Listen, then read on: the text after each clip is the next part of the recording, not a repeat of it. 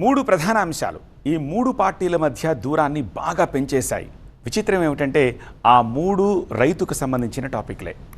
నాగలి పట్టకపోయినా, దుక్కి దున్నకపోయినా, సాగు చెయ్యకపోయినా పార్టీ కండువాలేసుకొని రైతు సంక్షేమం కోసం వీళ్ళు పడే పాటలు, వీళ్ళు చెప్పే సాగు లెక్కలు చూస్తే వీళ్ళ ఫైటింగ్ స్పిరిట్కి జిందాబాద్ కొట్టాల్సిందే.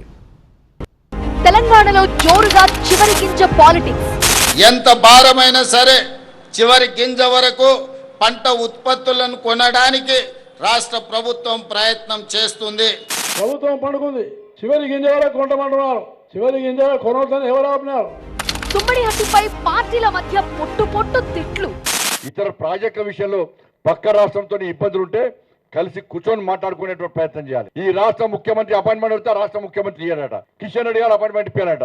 చెప్పు నాకు చేత కాదు అపాయింట్మెంట్ చేతనైతలని చెప్పి మేమే ముందుకు వస్తాం, కిషన్ గారు ముందుకు వస్తారు. రైతు డిస్కం పై ఇదెక్కడే డిష్యూం. అది రైతు డిస్కం కాదు, రైతు మెడకు ఉరిబెట్టే డిస్కాము, రైతును సంపేసే డిస్కం తప్ప ఇంకొకటి కానే కాదు. 2023 డిసెంబర్ 7న అధికారంలోకి వచ్చిన కాంగ్రెస్ పార్టీ 2.5 ఏళ్ల జమానా పూర్తి చేసుకుంది. ఈ 30 నెలల్లో ప్రజల ఆశలు ఆశయాలు నెరవేర్చడంలో సక్సెస్ అయ్యామని చెప్పుకుంటోంది కూడా. 10 ఏళ్ల పాటు రాష్ట్రాన్నేలిన కారు పార్టీ కూడా తెలంగాణ స్టేట్ హుడ్ ని ఓన్ చేసుకుంది. తమ హయాంలో జరిగిన గొప్ప పనుల్ని జనానికి గుర్తు చేసింది. ఈసారి హిట్టు కొట్టే తీరాలని, రాష్ట్రంలో పవర్లోకి రావాలని ఆశగా ఎదురుచూస్తున్న కమలం పార్టీ కూడా ప్రజా సమస్యల్ని తమ సమస్యలుగా భావించి ఎప్పటికప్పుడు కింకర్తవ్యాల్ని రాసుకుంటోంది. ముఖ్యంగా రైతు ఓటు బ్యాంకు చుట్టూ రెక్కీ చేస్తూ తమ రాజకీయాలకు పదును పెట్టుకుంటున్నాయి ఆ మూడు పార్టీలు. ఇప్పుడు కాళేశ్వరం ప్రాజెక్ట్ మళ్లీ సీన్లోకి వచ్చింది. తుమ్మడిహట్టి సబ్జెక్ట్ లో గట్టిగానే రీసౌండ్ ఇస్తోంది. అసలేంటి తుమ్మడిహట్టి? తెలంగాణ మహారాష్ట్రల మధ్య ప్రాణహిత నదిపై నిర్మించ తలపెట్టిన బ్యారేజ్ ఇది. ప్రాణహిత చేవెళ్ల ప్రాజెక్టులో ఇదొక భాగం. తుమ్మడిహట్టి దగ్గర 152 మీటర్ల ఎత్తుతో బ్యారేజ్ నిర్మించాలని ప్రణాళిక. నిజానికి రాష్ట్రం ఉమ్మడిగా ఉన్నప్పుడే 2008లోనే తుమ్మడిహట్టికి ముహూర్తం కుదిరింది. కానీ ఇందులో ఉన్న ఒక అంతర్రాష్ట్ర మెలిక ప్రాజెక్టుని కదలకుండా చేస్తోంది. ఇంత ఎత్తులో ఆనకట్ట కడితే మహారాష్ట్రలో కొన్ని ఊర్లు, వేలాది ఎకరాల భూములు మునిగిపోతాయి. అందుకే మరాఠీ సర్కార్లు మోకాలడ్డుతూ వస్తున్నాయి. గతంలో కేసీఆర్ ప్రభుత్వం తుమ్మడిహట్టి ప్రాజెక్ట్ ని పక్కకు పెట్టి దానికి ప్రత్యామ్నాయంగా అంతకంటే తక్కువ ఎత్తులో కాళేశ్వరం ప్రాజెక్ట్ కి ప్లాన్ చేసింది. యుద్ధ ప్రాతిపదికన కష్టపడి కట్టించింది కూడా. అంతవరకు బాగానే ఉంది. తర్వాత కాంగ్రెస్ పార్టీ పవర్లోకి వచ్చి తుమ్మడిహట్టి అనే తేనె తుట్టని మళ్లీ కదిపేసింది. కాళేశ్వరం ప్రాజెక్టులోని మేడిగడ్డ బ్యారేజ్ డ్యామేజ్ అయిందని, ఉమ్మడి ఆదిలాబాద్ రైతుల ప్రయోజనాలు దెబ్బతిన్నాయని చెప్తూ దానికి సరైన మందు ఇదిగో అంటూ తుమ్మడిహట్టిని చూపిస్తోంది రేవంత్ సర్కార్. కానీ రేవంత్ రెడ్డి సర్కార్ కమిట్మెంట్ కి మహారాష్ట్ర ప్రభుత్వం అడ్డుపడుతోంది. తమ ప్రాంతంలో ముప్పు సమస్య వస్తుందనే సాకుతో స్పందించడం మానేసింది. సరిగ్గా ఇదే టైంలో తుమ్మడిహట్టి నిర్మాణంపై బ్లేమ్ గేమ్ మొదలైంది. రాష్ట్రంలో అధికార ప్రతిపక్షాల మధ్య పచ్చగడ్డి వేస్తే భగ్గుమంటోంది. మహారాష్ట్ర ముఖ్యమంత్రి గారికి గత సంవత్సరం నుంచి చర్చలు చేస్తున్నాం, లేఖలు రాస్తున్నాం. వారితో చర్చించి తుమ్మిడిహెట్టి దగ్గర బ్యారేజ్ నిర్మించే కార్యాచరణ చేపడుతున్నాం. మూలన పడ్డ ప్రాణహిత చేవెళ్ల ప్రాజెక్టుకు ప్రాణం పోస్తామని తెలంగాణ ఆవిర్భావ సందేశంలో మాటిచ్చారు సీఎం రేవంత్. ఇప్పటికే తుమ్మిడిహట్టి నిర్మాణం కోసం మహారాష్ట్ర సర్కార్ వెంటపడుతున్నామని చెప్పుకున్నారు. ఇది అంతరాష్ట్ర పంచాయతీ గనక కేంద్ర ప్రభుత్వం జోక్యం చేసుకోవాలని వినమ్రంగా కోరుకుంటోంది రాష్ట్ర ప్రభుత్వం. మహారాష్ట్ర ప్రభుత్వాన్ని లైన్లో పెట్టే నైపుణ్యం మీకు లేదని తేలిపోయింది, తప్పుకోండి అని దెప్పిపొడుస్తోంది బీజేపీ. మా జిల్లాకు వచ్చి తుమ్మిడిహట్టి ప్రాజెక్టు కట పక్క రాష్ట్రం అనుమతిస్తలేదట. అసలు నేను అడుగుతున్నా, ఇప్పటిదాకా అంతర్రాష్ట్ర ఒప్పందాలు కానీ దానికి కావాల్సినటువంటి పూర్తి ఎస్టిమేట్స్ కానీ మీరు కేంద్ర ప్రభుత్వానికి అప్లై చేసిండ్రా?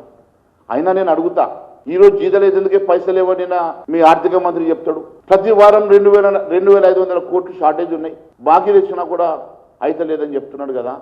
మరి నీ దగ్గర పైసలే లేవు, మరి మళ్ళీ 1,00,000 కోట్లు ఖర్చు పెడతా అంటావు, 1,50,000 కోట్లు మూసి ఖర్చు పెడతా అంటావు. తుమ్మిడిహట్టి ప్రాజెక్టుకి సంబంధించి అసలు గ్రౌండ్ వర్కే జరగలేదని రూలింగ్ పార్టీని కార్నర్ చేస్తోంది కారు పార్టీ. ₹1 అయినా ఫండ్స్ ఇవ్వకుండా బ్యారేజ్ నిర్మిస్తామని షో చేస్తారా? కనీసం డిపిఆర్ అయినా ఉందా అని ప్రశ్నిస్తోంది. నిర్మాణ స్థలంలో జియో టెక్నికల్ టెస్టులు నిర్వహించనే లేదని సాక్ష్యాలు చూపెడుతోంది. తుమ్మిడిహట్టిని ఆయన కట్టినట్టు ఎవరన్నా నాకు తెలియక అడుగుతా, పక్క రాష్ట్ర ముఖ్యమంత్రి అపాయింట్మెంట్ ఇవ్వడండి అని అడిగితే, అడిగే పద్ధతులు అడగాలి. నువ్వేదో ఉత్తరం రాసినా కాదు కదా, నువ్వు పోయి అడుగు, కలువు. ఇలా 2 రాష్ట్రాలు 3 పార్టీల మధ్య పెద్ద పంచాయతీనే పెట్టింది తుమ్మిడిహట్టి ప్రాజెక్ట్. లబ్ధి పొందాల్సిన ఆదిలాబాద్ జిల్లా రైతు మాత్రం ఆకాశంలోకి చూస్తూ నిట్టూరుస్తున్నాడు. ధాన్యం కొనుగోళ్లు తెలంగాణలో ఒక పెను సంక్షోభం. 60 ఏళ్లకు పైగా అనుభవం ఉన్న కేంద్ర రాష్ట్ర సర్కార్ల మధ్య కోఆర్డినేషన్ లేక పంట సేకరణ ఏటా సమస్యగానే మారుతోంది. రైతు పక్షపాతులమని నీతులు చెప్పుకునే ప్రభుత్వాలు పంట కొనుగోళ్ల దగ్గర మాత్రం అట్రఫ్లాప్ అవుతున్నాయి. అధికార పార్టీలు అంతా పారదర్శకం అంటూ లెక్కలేసి చెప్తాయి. అపోజిషన్ పార్టీలు ఎక్కి తొక్కుతూనే ఉంటాయి. మధ్యలో దగాపడ్డ రైతు మాత్రం బక్కచిక్కిపోతూనే ఉన్నాడు. ధాన్యం కొనుగోళ్లలో దేశంలో ఏ రాష్ట్రం కూడా మనతో పోటీ పడే పరిస్థితి లేదు. దేశంలో యాసంగి సీజన్లో సేకరించిన మొత్తం ధాన్యంలో తెలంగాణ వాటా 60% నమోదైందని తెలియజెప్పడానికి నేను గర్వపడుతున్నాను. ధాన్యం కొనుగోళ్లలో మనకి మనమే పోటీ, మరే రాష్ట్రం రాదు సాటి అని రేవంత్ సర్కార్ చెప్పుకుంటోంది. గ్రౌండ్ లెవెల్లో మాత్రం ఆ ఛాయలే లేవుగా అని నిలదీస్తోంది అపోజిషన్ బ్యాచ్. మొదట సంచులు లేవన్నారు, తర్వాత బస్తాలు కుట్టేందుకు పురికొస తాళ్లు లేవన్నారు, తీసుకెళ్లడానికి లారీలు లేవన్నారు. తిప్పి తిప్పి ఇవే కారణాలు చెప్పి నెలల తరబడి రైతుని గోస పెట్టింది మీరు కాదా అని రైతు పక్షం నిలబడి ఫైటింగ్ కి రెడీ అవుతోంది విపక్షం. అడ్డుకునే తెలివి కూడా లేదా ఈ ప్రభుత్వానికి? బీజేపీ నాయకులందరూ కూడా వస్తున్నారు కాబట్టి వాళ్ళు ఈ యొక్క మొత్తం మార్కెట్ యార్డ్లో ఇక్కడ ఉన్నటువంటి ఒక క్రాప్ మొత్తం పంట ఏవైతే ధాన్యం ఉందో అన్ని కూడా లిఫ్ట్ చేసే ప్రయత్నం చేస్తున్నారు. ఏ ప్రభుత్వం చేయలేనటువంటి ప్రొక్యూర్మెంట్ తెలంగాణ ప్రభుత్వం చేస్తుంది. తలకాయ ఉంటే ఆ రాష్ట్రాలకు వెళ్ళి యాత్ర చేసి ఇక్కడికి రమ్మానండి, అప్పుడు సమాధానం. రైతు గోస బీజేపీ భరోసా పేరుతో 3 రోజుల బస్సు యాత్ర చేసి వరి ధాన్యాన్ని వెంటనే కొనుగోలు చేయాలని డిమాండ్ చేసింది కమలదండు. పంట దిగుబడిపై ప్రభుత్వానికి సరైన ప్రణాళికే లేదని తిట్టిపోశారు బీజేపీ నేతలు.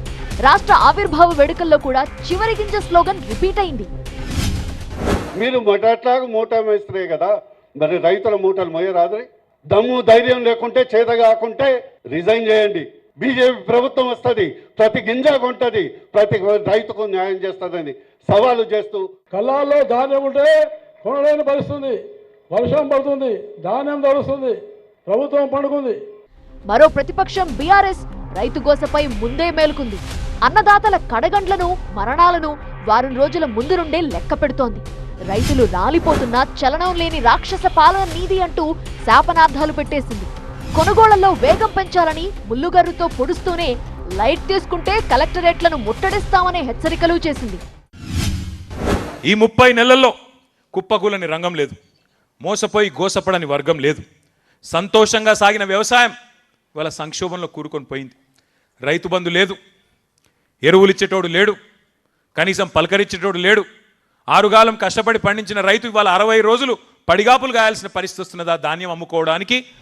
రైతులతో కలిసి శత్రు పార్టీలు కూడా గగ్గోలు పెట్టడంతో సీఎం రేవంత్ రెడ్డి నేరుగా రంగంలోకి దిగారు. పరిస్థితిని స్వయంగా రివ్యూ చేశారు. మిషన్ మోడ్లో పంట కొనుగోళ్లు పూర్తి చేయాలని ఆదేశాలిచ్చారు. ఇప్పటి వరకు పంట కొనుగోళ్లపై రైతులకు 82,000 కోట్లు చెల్లించామని, రైతుల నుంచి 10,000 టన్నుల తడిసిన ధాన్యం కొనుగోలు చేశామని, రాష్ట్రంలో జొన్న మొక్కజొన్న సాగు గణనీయంగా పెరిగింది, మీకు కనిపించడం లేదా అంటూ పక్కా లెక్కలు చెప్పి నిలదీస్తోంది రేవంత్ సర్కార్. కేవలం ధర ప్రకటించి మిగిలిన బాధ్యతల్ని రాష్ట్రాలపై రుద్దటం సరికాదనే వాదన కూడా ఒకటుంది. కేంద్రం ప్రకటించిన మద్దతు ధరకే తాము కొంటున్నప్పుడు ఆ మొత్తం ధాన్యాన్ని కేంద్ర ప్రభుత్వం ఎందుకు తీసుకోవటం లేదు అనేది రేవంత్ సర్కార్ ప్రశ్న. మరి బీజేపీ వాళ్ళు జవాబు చెప్పాలి. వాళ్ళు మద్దతు ధర ప్రకటనకే వాళ్ళు పరిమితం అవుతున్నారు. ఆ మద్దతు ధరకి మేము కొనుగోలు చేసే మొత్తం క్వాంటిటీ మా నుంచి కొనుగోలు చేయడం లేదు. హమాలీల కొరత ఉన్నమాటైతే నిజమని ఒప్పుకుంది అధికార పార్టీ. కొనుగోళ్ల సమస్యతో రైతులు చనిపోయారన్న మాట మాత్రం అబద్ధమని తేల్చింది. తామొచ్చాక ధాన్యం దిగుబడిలోనే కాదు, కొనుగోళ్లలో కూడా రికార్డులు బద్దలవుతున్నాయని కాంగ్రెస్ పార్టీ అంటోంది. కళ్ళాల్లో కాదు, వెళ్లి ఢిల్లీలో ధర్నాలు చేయండి అని చురకలంటిస్తోంది కూడా. కేంద్ర ప్రభుత్వాన్ని వెనకేసుకొస్తున్న బీజేపీకి డెడ్ లైన్ కూడా ఇచ్చేశారు సీఎం రేవంత్. మా మొక్కలు, మా జొన్నలు, మా పొద్దుతిరుగుడు ఇత్తనాలు కేంద్ర ప్రభుత్వం కొనుగోలు చేయాల్సిందే. ఆ బాధ్యత కిషన్ రెడ్డి గారు తీసుకోవాల్సిందే. ఒకవేళ కిషన్ రెడ్డి గారు ఆ బాధ్యత తీసుకోకపోతే జూన్ 15 తారీఖు తర్వాత మీ పార్టీ ఆఫీస్ దగ్గరనో మీ ఇంటి దగ్గరనో తీసుకొచ్చి అవి పోయడం జరుగుతుంది. కేంద్ర ప్రభుత్వం మీద యుద్ధమే ప్రకటించడం జరుగుతుందని నేను ఈ సందర్భంగా కిషన్ రెడ్డి గారు చెప్పదలుచుకున్నాను. జూన్ 15 తర్వాత కేంద్రంపై యుద్ధమే అంటున్న కాంగ్రెస్ పార్టీని లైట్ తీసుకుంటోంది కమలం పార్టీ. ధాన్యం కొనడం చేత కాలేదు కాబట్టే ఢిల్లీతో తకరారు పెట్టుకుంటున్నారు అన్నది కౌంటర్. మొత్తానికి రైతు పంట కొనుగోలు రాజకీయ పార్టీలకి ఫుడ్గా మారింది. వ్యవసాయానికి ఉచిత విద్యుత్ వైఎస్ఆర్ అమలు చేసిన అతిపెద్ద రైతు సంక్షేమ పథకం. ఆయనను రెండవసారి పవర్లోకి తెచ్చిన ఫ్లాగ్షిప్ ప్రోగ్రామ్స్లో ఇది కూడా ఒకటి. తర్వాత 2 రాష్ట్రాల్లో కొత్త ప్రభుత్వాలకు ఊపిరి పోస్తోన్న రైతు ఓటు బ్యాంకులో ఉచిత విద్యుత్తే కీలకం. రైతు పంపు సెట్లకు మీటర్లు బిగిస్తాము అంటే ఒప్పుకోమని కేంద్రంతో కొట్లాడకు కూడా రెడీ అయ్యారు అప్పటి సీఎం కేసీఆర్. ఇప్పుడు మళ్లీ ఉచిత విద్యుత్తును రౌండప్ చేసింది తెలంగాణ రాజకీయం. వ్యవసాయం బాగుండాలి అనే పద్ధతిని సిద్ధాంతం పెట్టుకున్నాం కాబట్టి వాళ్ళు ఎంత ఒత్తిడి చేసినా మనం మీటర్లు పెట్టలే, భవిష్యత్తులో కూడా పెట్టమని చెప్పి నేను మనవి చేస్తా ఉన్నా. విద్యుత్ రంగంలో అతిపెద్ద సంస్కరణకు గెట్ సెట్ గో అంటుంది కాంగ్రెస్ సర్కార్. ఇప్పుడు యాక్టివ్ గా ఉన్న రెండింటికి తోడు కొత్తగా మరో డిస్ట్రిబ్యూషన్ కంపెనీకి ప్లాన్ చేసింది తెలంగాణ ప్రభుత్వం. దానికి రైతు డిస్కమ్ అని పేరు పెట్టి లోగో తయారు చేసి జూన్ 2 నుంచే అమల్లోకి తీసుకొచ్చేలా పక్కా స్కెచ్ కూడా వేసుకుంది. కానీ ఇక్కడ పొలిటికల్ హీట్ తప్పలేదు టీ సర్కార్కి. అభిప్రాయ సేకరణ జరిపిన అపోజిషన్ పార్టీల ఒత్తిడితో ఒక అడుగు వెనక్కి వేయాల్సి వచ్చింది.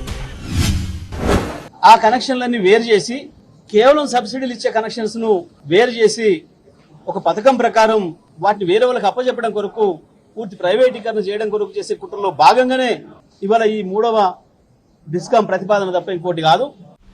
వ్యవసాయ పంపు సెట్లకు మీటర్లు పెట్టడానికి కొత్త డిస్కమ్ ని పుట్టిస్తున్నారని, ఉచిత విద్యుత్ పథకాన్ని అటకెక్కించడం పక్కా అని పెద్ద పెద్ద సందేహాలు తెర మీదకొచ్చాయి. ఇప్పుడున్న 2 డిస్కంలకే బోలెడన్ని బకాయిలున్నాయని, 3వ డిస్కం వద్దే వద్దని ప్రభుత్వం మీద ఒత్తిడి పెంచింది గులాబీ పార్టీ. రాష్ట్రంలోని రైతులందరినీ అలర్ట్ చేసింది. రైతు సంఘాలతో కలిసి ఇష్యూను రాజకీయ రంగంలోకి మార్చేసింది. కానీ రైతు డిస్కంపై రాద్ధాంతాలు ఆపాలన్నది టీ సర్కార్ ఇచ్చిన అల్టిమేటం. రాని కరెంటు 8-9 గంటల వచ్చే కరెంటు, సోలార్ కరెంట్ ఏమో రైతులకు ఇస్తారట. అంటే రైతులకు 24 గంటల కరెంటుకు నువ్వు మంగళం బాడినవు. ఇప్పటికే నువ్వు వచ్చినాక 13 గంటలే వస్తుంది.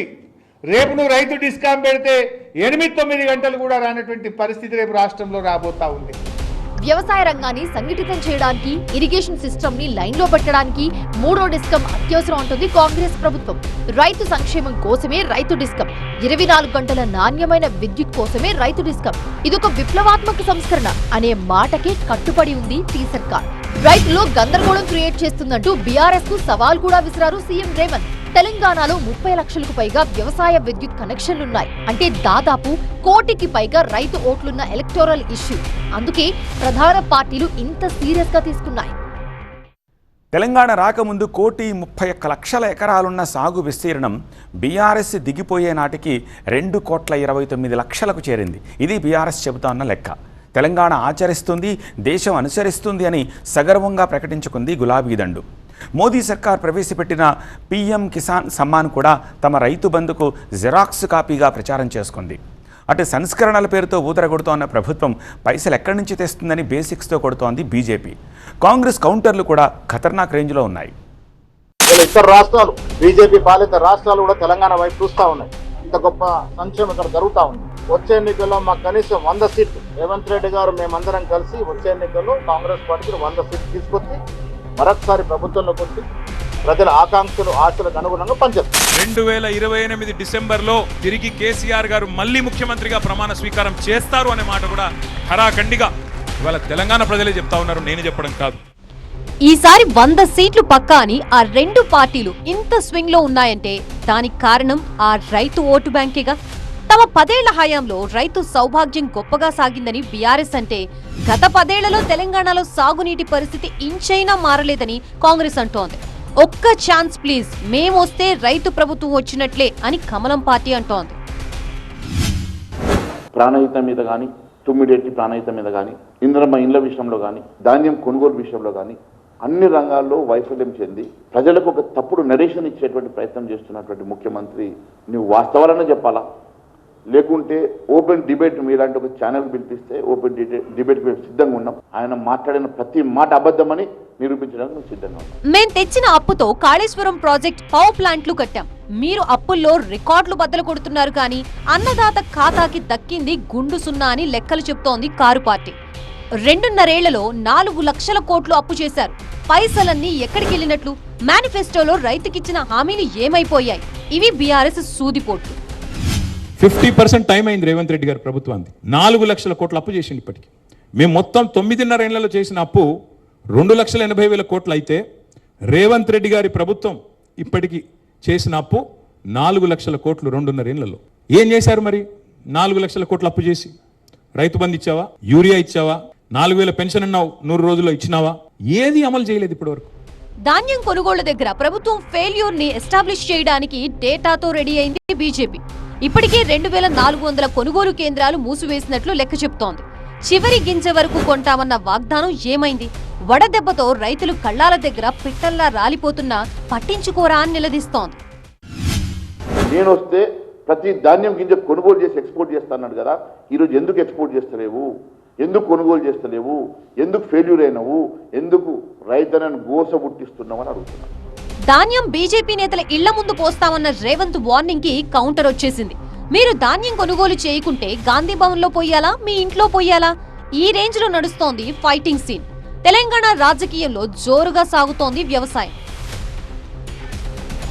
తెలంగాణలో 50% పైగా ఉన్న రైతు ఓటు బ్యాంకును ఎవరు మాత్రం తేలిగ్గా తీసుకుంటారు?